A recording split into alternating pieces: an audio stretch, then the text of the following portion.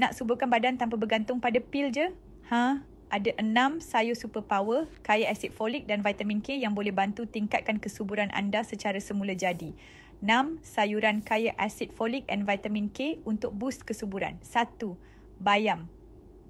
Kaya gila dengan asid folik. Penting untuk elak kecacatan janin dan sokong ovulasi sihat. Vitamin K dalam bayam bantu kuatkan dinding rahim dan kawal pembekuan darah.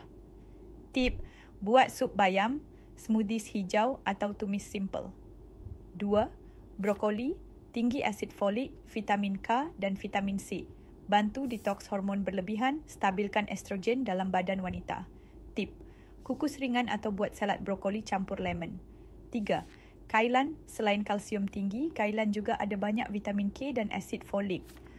Bantu support pembentukan sel baru dan stabilkan hormon kesuburan. Tip, tumis kailan dengan bawang putih je pun dah sedap dan berkhasiat. 4. Asparagus, superfood untuk TTC. Sangat tinggi asid folik, sebatang asparagus pun dah cukup boost nutrisi TTC. Tip, grill atau kukus asparagus, tabur sikit garam dan lemon. 5. Salad romaine, daun salad hijau gelap, penuh folate dan vitamin K. Daun salad hijau gelap lebih kaya nutrisi berbanding iceberg. Tip, buat wrap sandwich atau campur dalam smoothies. 6. Parsley, daun sup. Bukan hiasan je tau, kaya vitamin K dan antioksidan. Bantu lancarkan aliran darah ke rahim dan ovari. Tip, tabur dalam sup, salad, nasi goreng untuk boost hormon sihat. Kenapa asid folik dan vitamin K penting untuk kesuburan?